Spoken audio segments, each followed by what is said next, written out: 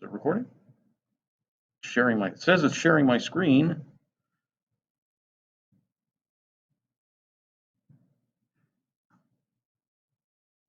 Oh, so many different kinds of frustrating. Is it is it going? You don't know.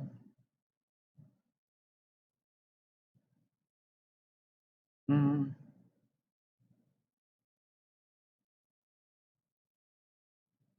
okay.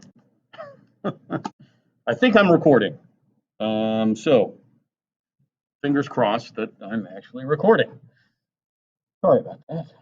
So yeah, administration recommended that you know we if we had started it and it fell away, that maybe we try it again and so on and so forth.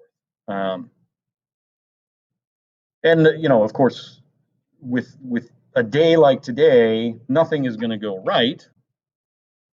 But yeah, yeah. So and I need to pick up some markers. Oh, thanks, Grace. Um, so thinking about the music that I played last time. Grace asked me before she left, and after most of you had left, is Eminem a Beowulf-esque hero of his moment? Is he ready to face his dragon? And by extension, are we ready to face our own dragons? University, second semester, just today, the first Tuesday after a 3-day break. And so what do we think of that? So initially, that first question is Eminem a Beowulf-esque hero of his moment? And so what would that even mean in terms of Eminem within the song, the character of Eminem within the song?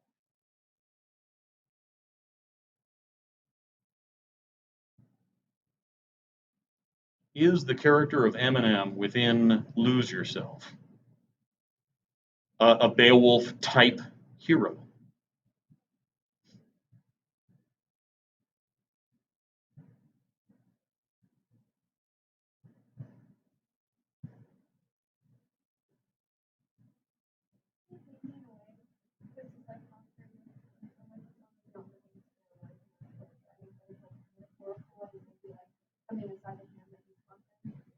Well, and so that's the key. There's a metaphorical dragon that needs to be slayed, and so if you go back even farther to the beginning of December and that Joseph Campbell Bill Moyers interview, one of the things that they talk about is that the dragon is in you. The real dragon is in you. And so that's what it is that we have to slay. It's that thing that holds us back, that prevents us, that keeps us from achieving our true potential. Because the dragon itself that's in us is trying to, I don't know, prevent us, hoard us, keep us from doing the things that ultimately, in some cases, we have to do, or that we're able to do, or that maybe we don't know that we're even able to, if that makes sense. Um, and so, what do those lyrics mean for the lose yourself and the right now? What's the benefit? What was the benefit of it? Go ahead and take a look at what you wrote down for me. What did you write down for me last time? I asked you to do some writing. We didn't get a chance to talk in our class at all, did we? I don't think we did.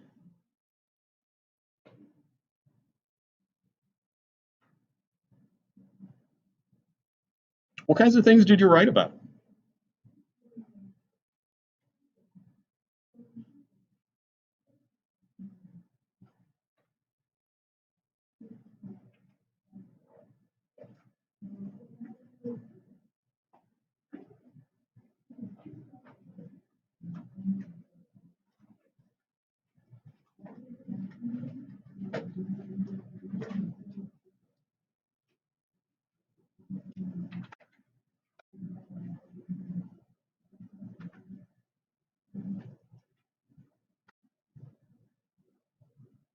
Are you charged? Yeah, I was just going like a lockdown browser from. Oh, okay.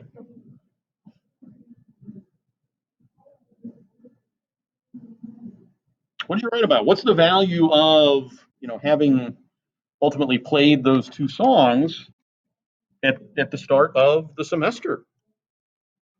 Why did I do that?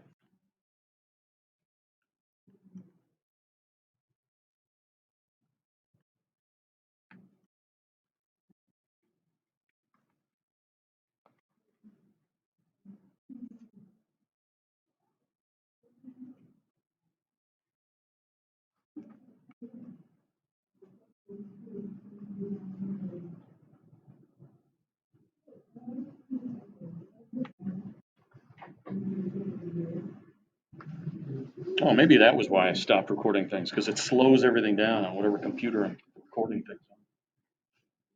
So what do you say?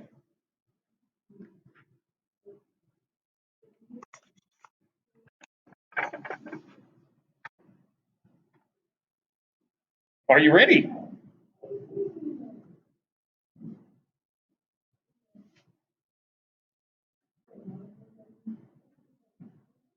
Do you see how ultimately the lyrics of the songs go back to the very first assignment that I gave you at the beginning of the year, that movie clip from The Untouchables?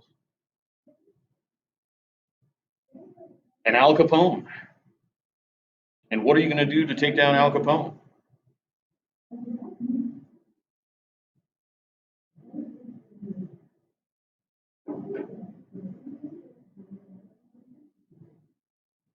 Are you ready?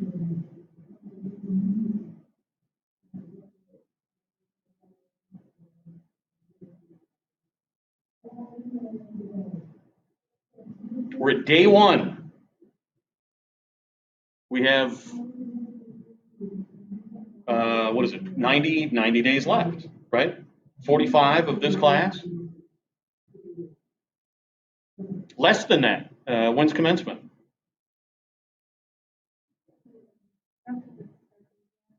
No? Yeah, you're probably right. Do you know what your last day is? Did they give you guys a last day? Will they let you out a little bit early? Okay. There's not a lot of time. So what are those two pieces about? What are they about? What's the challenge?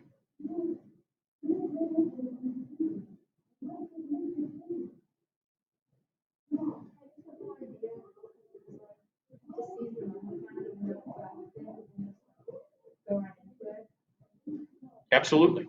Yeah. Go into it. Take the moment. So the part of the hero's journey, and looking at some of the things that you've written, that some of you have written, some of us find it disagreeable that you are viewed as a hero, but there's no way for you to determine whether or not you're viewed as a hero. Other people are going to see you as the hero. And the journey begins with a knock on the door, with a call to adventure. And so both Right Now and Lose Yourself, and ultimately the film of 8 Mile is representative of a hero's journey. The character of Eminem throughout the film, he is following the hero's journey and the struggle and all that stuff. And we're either ready for it or we aren't. And if we're not ready for it, then we're going to make some mistakes. But you keep struggling through and fighting through. All right. I don't know, Grace. Is that satisfactory? Nobody's saying anything. Nobody's talking. Feel free to talk. Don't forget that you can, even though you're wearing the mask, if you're in here. All right. Okay, fine. Then let me share.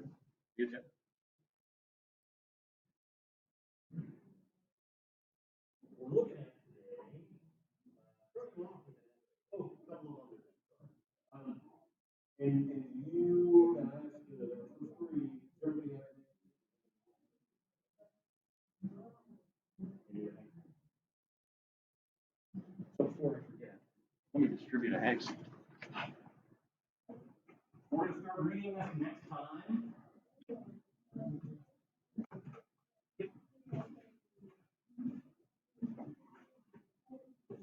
And we're actually going to start with a little bit of time at the front end of class. You reading next? And be working on that your next independent reading. And I've reposted the list. That'll be for February. So we're actually the trivial. What would you guess is the most frequently checked out book in the history of record keeping from the New York Public Library? All room. 9 of the top 10 are works of fiction.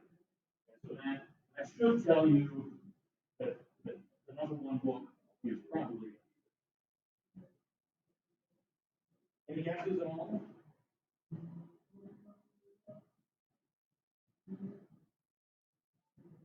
You want to take a stab? No, nobody wants to try. Kill a Mockingbird is within the list. So it's within the top 10.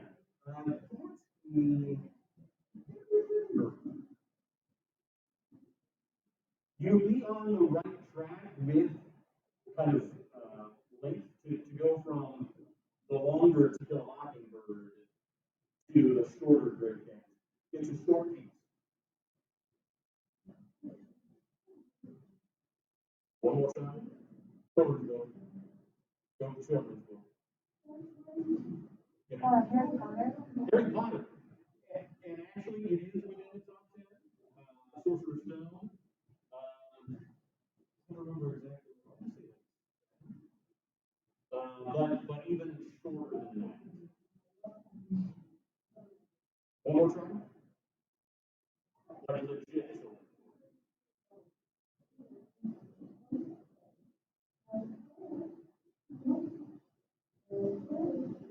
No chance? Actually, so let me, so we've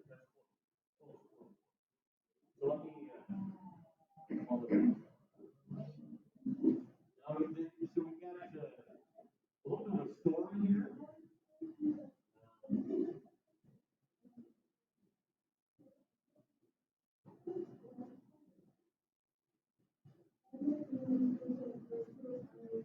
And this came out last year.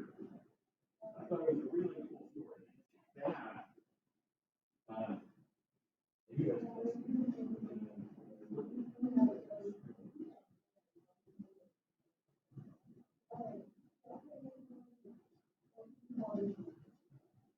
out that van. Traveling library. Has anyone, any of you experienced like traveling library? Anybody else? So the Michigan City Public Library sat around like a little red van every summer. And they would come to like neighborhood parks.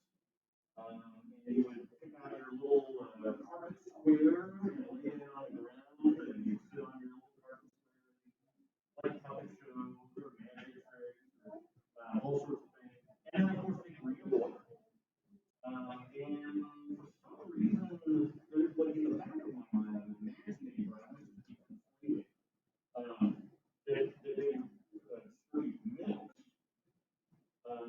But I think the reason I'm imagining that is because the books came out in milk crates rather than something like this. So our number one is Snowy Day. So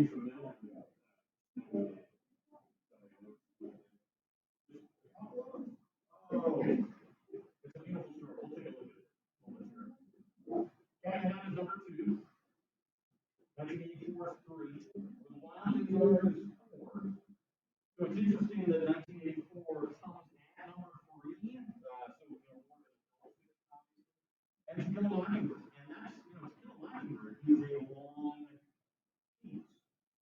Starts with Fahrenheit 451, and then we get How to Win Friends and Influence People, and that's the only non-fiction.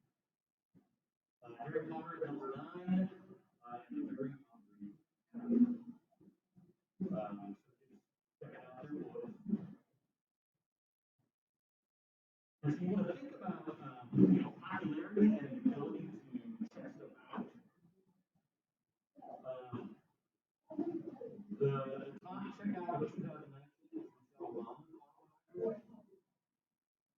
but the appeal specifically there's an interesting story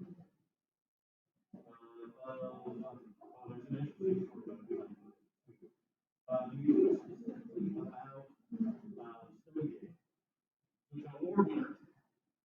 Young Boys Encounter with Snow, first published in '62.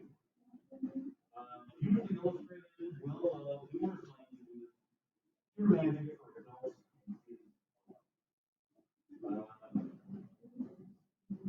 And so because children's books are read faster or are able to be returned more quickly, those are so there's an honorable mention to Goodnight Moon, which could have been a contender for the all-time top spot, but the children's library needed the book, and so the library didn't even carry it until 1970. So there's an interesting little bit of it. But let's take a look here.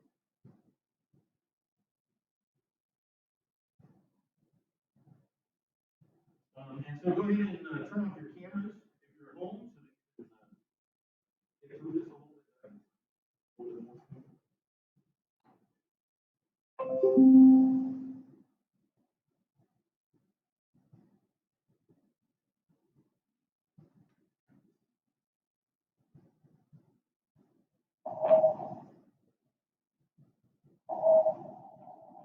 The Snowy Day by Ezra Jack Keats, an animated storybook.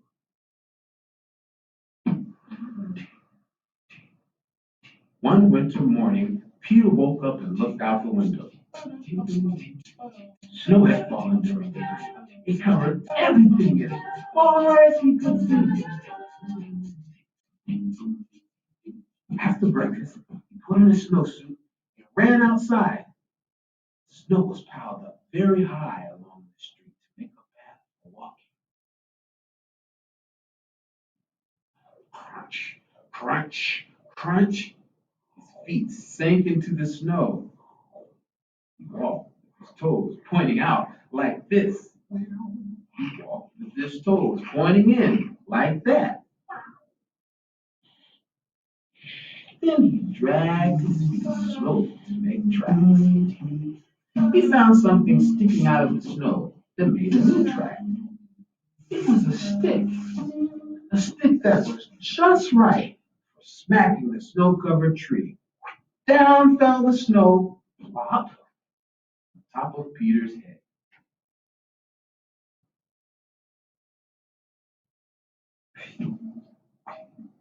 He thought it would be fun to join the big boys in their snowball fight, but he knew he wasn't old enough. Not yet.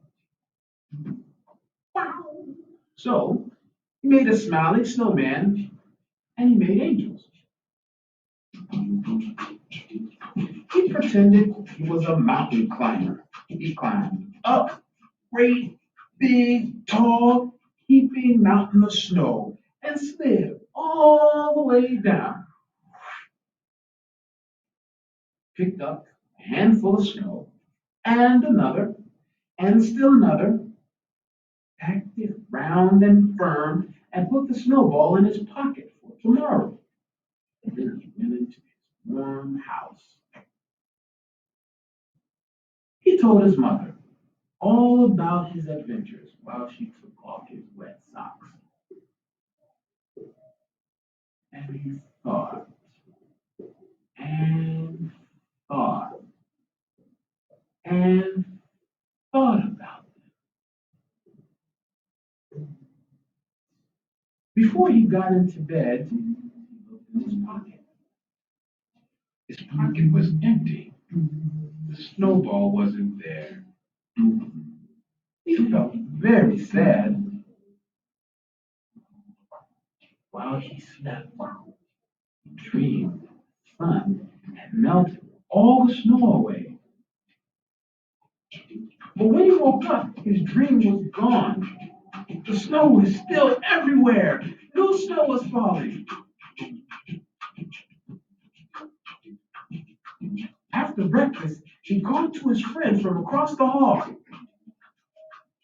and they went out together in the deep, deep snow.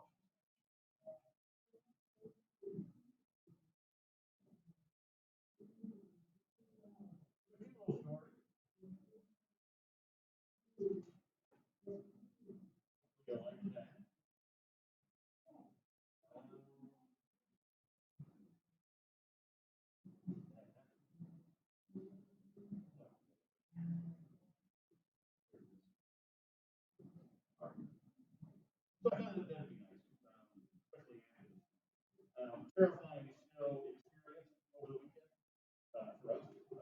Saturday, I took my daughter to school, and as we approached the city, and how many of you seen the person being a wallflower?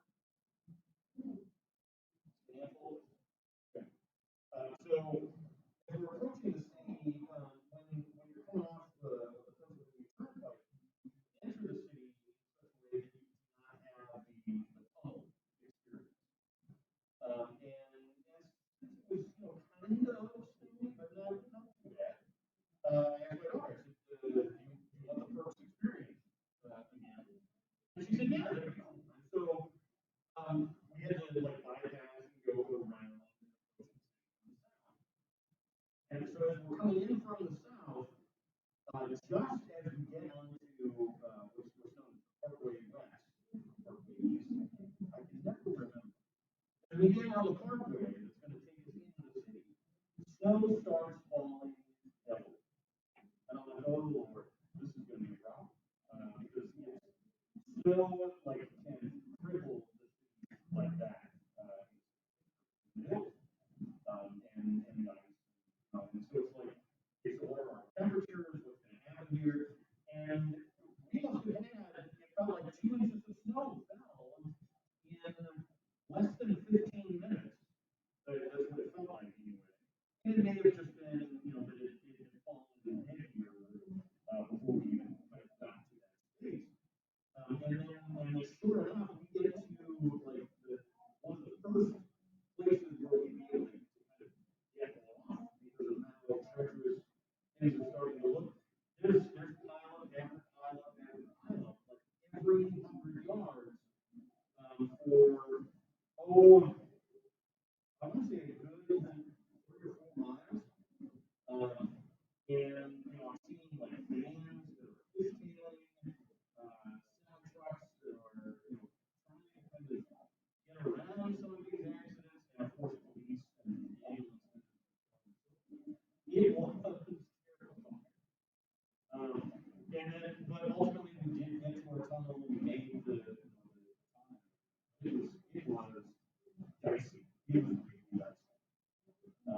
Snowy days, they can be fun, especially for little kids, but not so much for adults. So we're going to take a look at an article called How to Read a Poem. And folks at home, I'm going to actually send you the link so that you can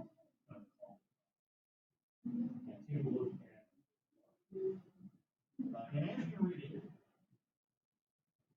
what were we looking for?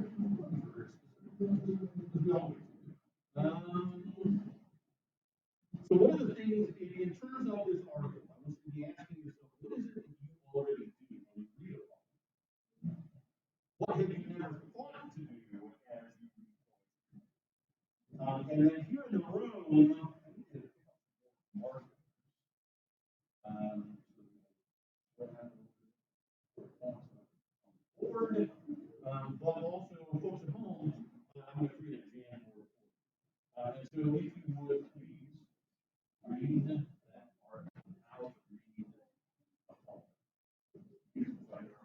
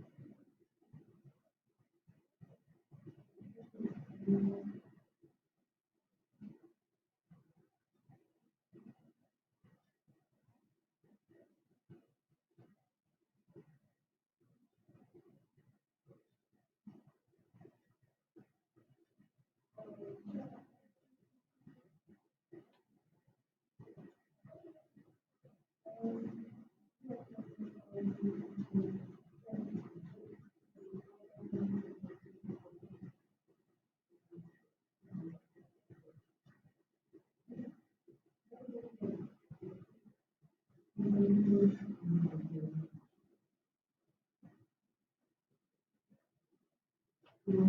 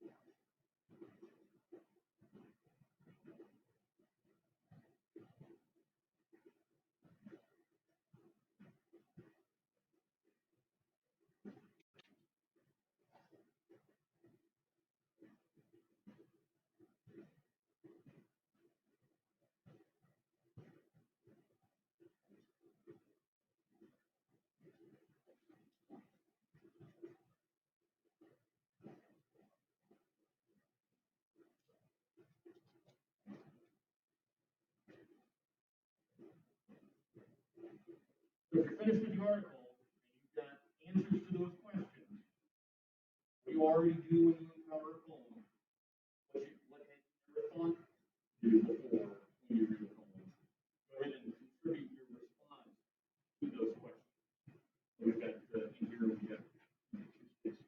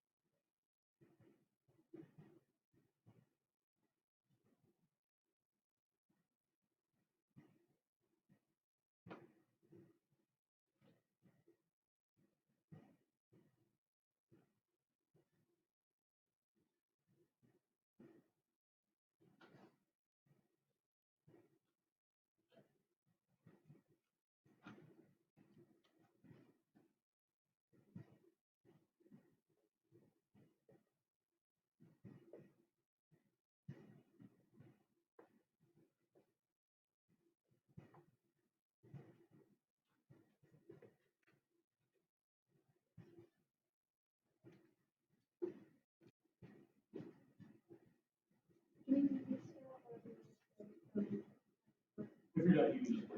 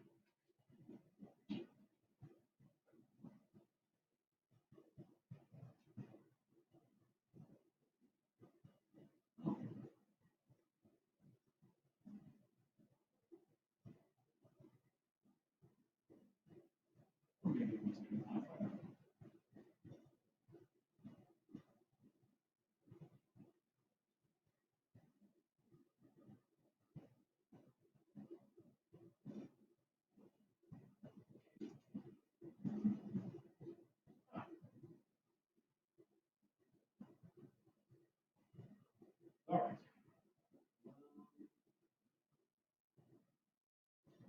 Is everybody still working on the Jamboard?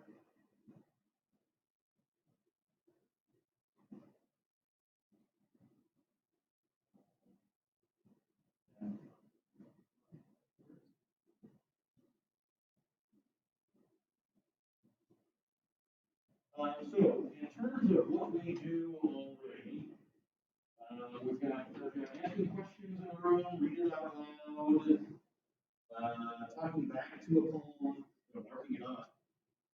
Examine the title and structure before reading, and reading the poem aloud. So, the very, very first thing you do, especially on the AP exam, is there a title? Is there a title and what's the title? And, do take a look at all the information that they give you in the prompt. And sometimes the copyright information can be valuable in terms of the year and when it is written. It's not always necessarily going to be helpful to you, but College Board will give you frequently a lot of things that might be useful to you in terms of your analysis. And then folks at home, and tiny print for us here, so read those aloud as well. I read the poem out loud and listen to how I speak it. There's a reference I don't know, I'll research. And sometimes, obviously on the exam, read the poem once, reread it, looking for key diction, words, and tone. Reread certain parts if misunderstood. Try to figure out who's the speaker, the audience, think about what you need to write the poem. Often go through many of the questions that are on the list. And so, you might save that article for yourself as well in terms of, especially if you don't feel particularly strong as a poetry reader. Let's see here. Usually read the poem with a sense of curiosity. It begins the poem with a fresh mind, with prior ideas. What ideas will this poem present? Clear your mind. What is the author trying to say? And what do they say? Read the poem to myself out loud. That's a key, and there's a poem I'm going to share with you on that. It sounds weird to phrase it that way, but I totally hear what you're saying. Then I ask some of the questions about first pay attention to the speaker and their situation, and then think about the figurative language. So for those of you at home, I'm going to share a poem. And us in here, and I'm going to read this aloud. Ready? The voice you hear when you read silently is not silent. It is a speaking, out loud voice in your head. It is spoken. The voice is saying it as you read. The writer's words, of course, in a literary sense, is her voice. None of that voice is the sound of your voice. Not the sound your friends know, or the sound of the tape playback of your voice. Caught in the dark cathedral of your skull. Your voice, heard by an internal ear, informed by internal abstract. What you know by feeling, having felt. It is your voice saying, for example, the word barn that the writer wrote. But the barn you say is a barn you know or knew. The voice in your head, speaking as you read, never says anything usually. Some people hated the barn they knew. Some people loved the barn they know. When you hear the word loaded, the sensory constellation is lit. Portion of stall, cable, black heat tape, dragging on water. A slippery still churn of oats from a split sack. The bony, filthy washings of the cow. And barn is only a noun, no verb or subject, is entered into the sentence here. The voice you hear when you read to yourself is the clearest voice. You speak it, speaking to you.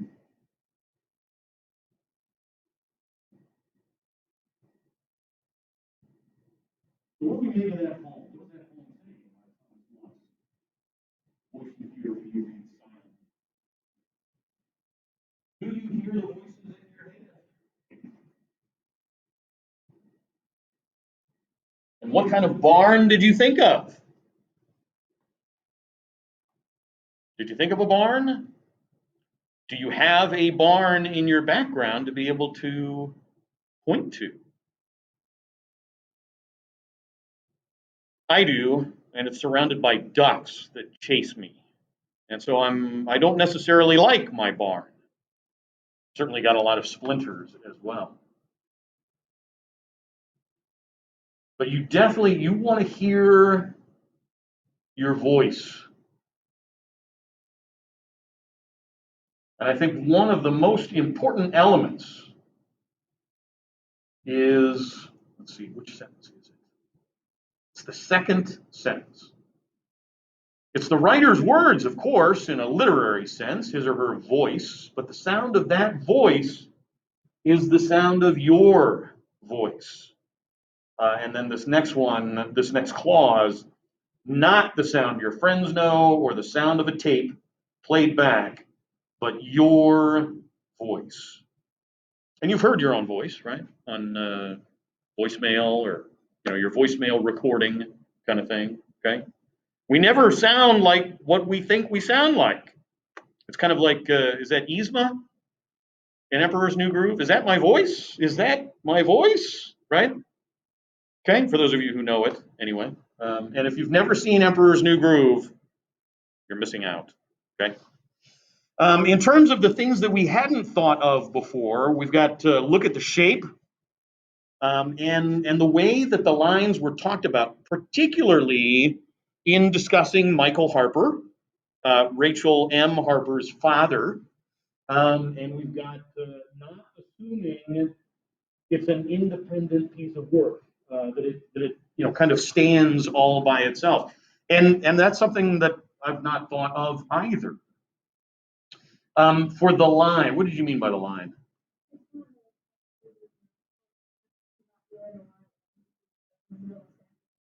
Oh, okay. Okay. A poet depends on the effort of readers. The readers must complete what the writer started.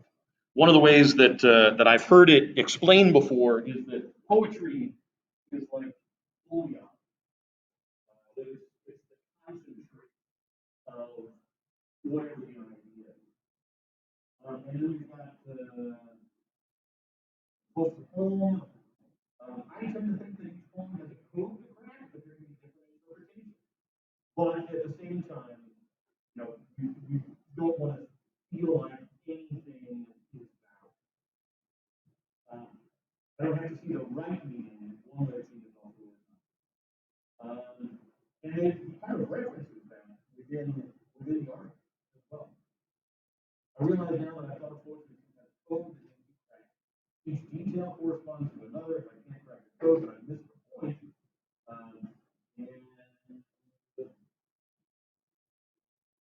I was surprised to find from the article that assume this is wrong. Makes me think about what a person's ideas about being. We experience things through our own perspective. Purest possible way.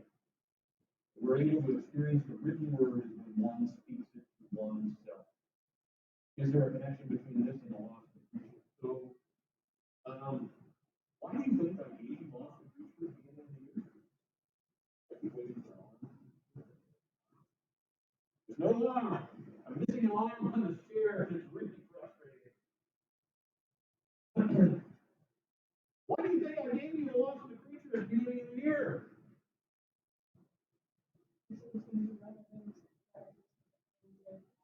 Yes, it's all what we do. It's everything. It's how we got to look at our lives and how we negotiate stuff. And to be able to recognize that we're coming in as heroes from our own perspective. Every thematic idea and poetry and yes, there's a reason. Of course, there's a connection. It all links together.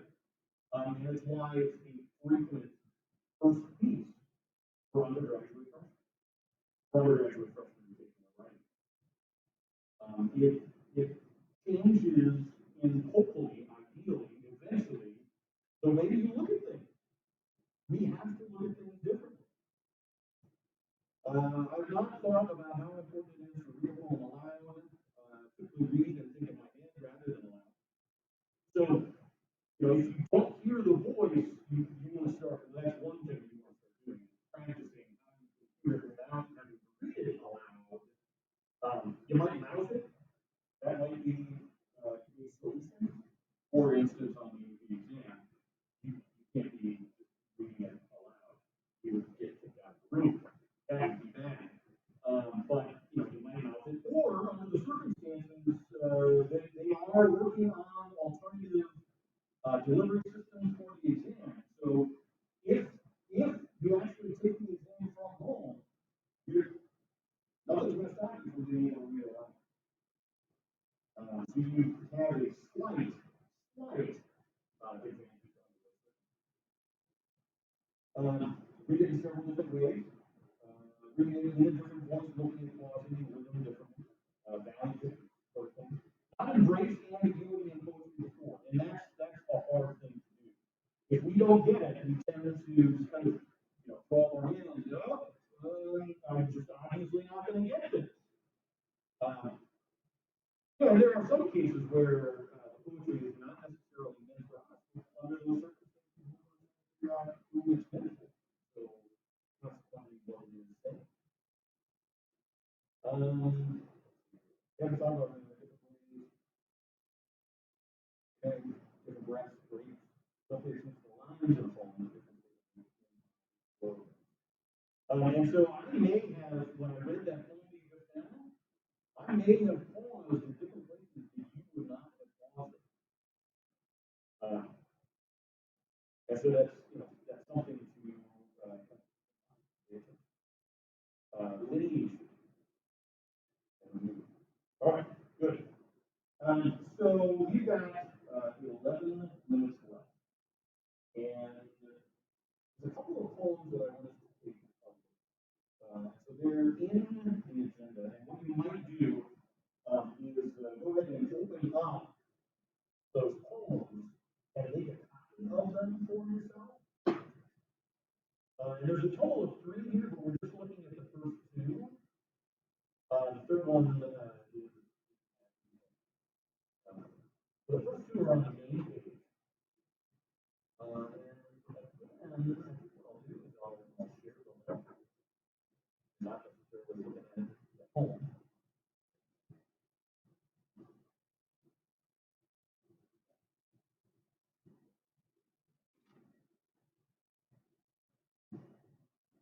So we've got choices and we draw customs to draw. So first, read the choices to yourself.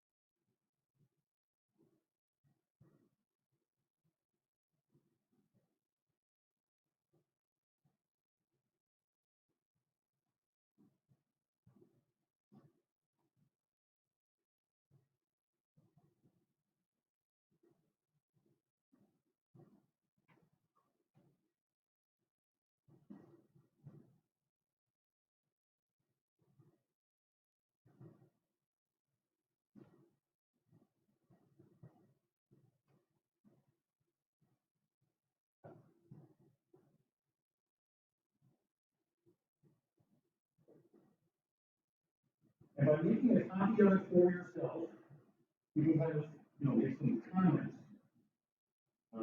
off the side for yourself and mark it up for you. So choices. By Nikki Giovanni. If I can't do what I want to do, then my job is to not do what I don't want to do. It's not the same thing, but it's the best I can do. If I can't have what I want, then my job is to want what I've got and be satisfied. At least there's something more. Since I can't go where I need to go, then I must go where the sun's pointing. So always understanding parallel movement isn't valid.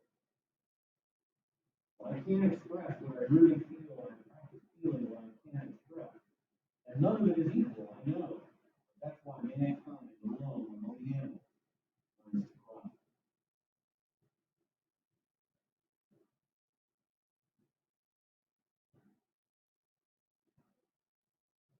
Read choices again to yourself one more time.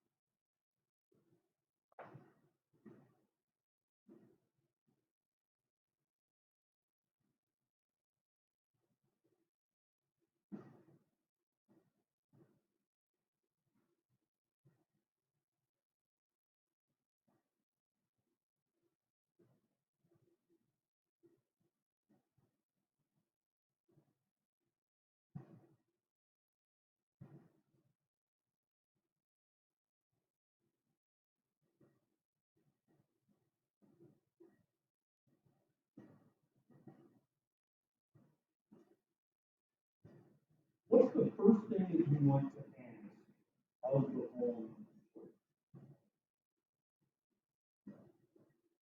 Hey, Debbie, I recorded. I recorded. And I've seen you struggle. I understand. What questions do you want to ask of choices? The last little bit, kind of what open about. I know the next time you find the one man has an exercise. It seems like it's really deep. I just don't understand the meaning. Okay. So the final stanza, the whole stanza? Not really the beginning. Okay. Like you sang it now. Walk through So none of it is equal, I know, or the but. At the but. Okay. So we're asking about the final three lines. Do you know what it is that you want to ask about those final three lines? I feel like it means something. Oh, it absolutely does mean something. And we could, under these circumstances, again, look to Walker Percy and the loss of the creature. But we can also tap into our own experience. And so think about, in terms of those final three lines, think about what it is that makes you cry. What are the things that make you cry? Not that I want to trigger anybody right now, as we, prepare ourselves for our second block, but what is it? What are those things? What is it that makes you cry? If you recall, last week at some point, I can't remember exactly which day it was, and everything is just a blur to me right now. Which may be, kind of what you're feeling as well. And ultimately, maybe you cried last night or this morning. I shared with you that I made my daughter cry last Monday, a week ago last night. And it was because her little sister informed me that she didn't want to go back to school. She didn't want to go away back to school because she's isolated. She's in her own room. She hardly ever gets to interact with other people. And looking at her schedule, she's got like 4-day weekends, which sounds awesome, but under the circumstances that you don't have a lot to do, that can be an overwhelming amount of, I don't know what to do. And that's, I think, what this poem is about. After all, its title is what? Choices. And when was the last time that one of your folks said, it's up to you, and you were like, well, I don't know how to choose. Up to this point, you've been making these choices for me. How am I supposed to choose under these circumstances? And it's probably, that may have been kind of a coming back to school sort of option, right? Well, it's up to you. And it's like, well, okay. And so all those decisions that are going on, it leads us up to this last bit of business of the final verb. We cry. We are just overwhelmed with these different things. All right. We're going to talk a little bit more about this poem next time and the other poem, and then we're going to do some other stuff with words and what those words mean. We're done at 10:11. What time is it? It's like 10:10, according to my watch anyway. So, folks at home, I'm going to let you go. There's no homework, but make sure that you have hag seed. And if you're coming in, bring hag seed with you. And if you don't have hag seed, I have one to give you. Have a great Tuesday and Wednesday, and I'll see you on Thursday.